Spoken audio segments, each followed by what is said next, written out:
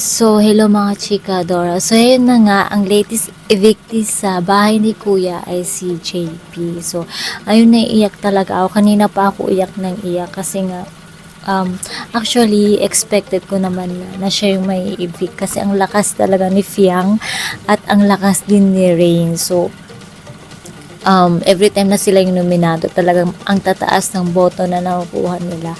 Kaya sobrang kahit expected ko na si JP, sobrang nalulungkot ako kasi talagang parang pinagdarasal ko talaga na makasama pa rin si JP sa Big 4. Hindi man siya yung big winner, pero gusto ko talaga siya makasama sa Big 4. Pero yun na nga, lumabas na nga siya sa bahay ni Kuya. Grabe, magamagaw yung mata ko kasi kanina pa talaga ako umiiyak nung actually nung napanood ko yung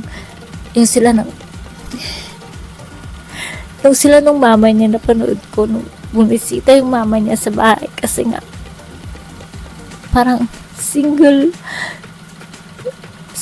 mother lang. Ano ba yung mga chikadoras? Nayak talaga. Single mother din kasi ako. So, sobrang nakakaripit ako sa mama niya. And sana yun nga. Sana kahit tumabas na siya, sana madami pa rin opportunity ang dumating kay JP kasi isa si JP talaga sa nagpapasaya sa bahay and siya talaga yung sobra talaga ako nalungkot and siya talaga yung sobra akong naiyak. Siya yung talaga yung housemate na naiyak talaga ako. And kay Binsoy kasi alam naman na natin na may opportunity talaga si Binsoy sa labas, kaya hindi ako masyadong apektado kasi si Binsoy madaming tumulong sa kanya, pero sana naman si JP madami din opportunity na dumating sa kanya kasi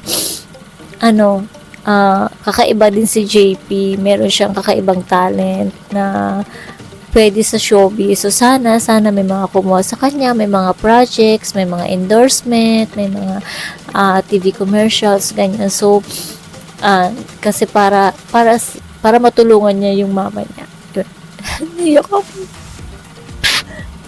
Naiyak pa rin talaga ako. Ayun nga. So sa mga natitira at saka parang actually, mas gusto ko pa si JP kaysa kay JM. Sa totoo lang.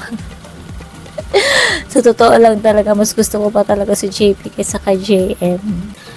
Kaya naman mga chikadoras, kahit na lumabas na sa bahay ni Kuya si JP, sana suportahan pa natin siya sa kanyang journey dito sa labas. Ayun. And ipag-pray natin yung kalakasan din ng mama niya, ganyan. So, ayun ang mga chika. Grabe, affected talaga ako. Kasi nakikita ko yung pamangkin ko kay JP. Ayun. And, abangan din natin mga chikadors kung sino ang mananalo or mapapasama sa Big 4 at kung sino ang big winner. So, para sa akin, ang big winner ko talaga ay si Kai. Ayun, dahil nakikita ko naman sa kanya yung anak ko. Ayun, and sayang nga dahil nga naman lumabas na si JP, pero syempre at least ay napagbigyan naman siya ni Kuya na ma-date itong si Kai. Ayun. And that's all for mga chikadors. Please don't forget to like, share, and subscribe my channel. Thank you for watching.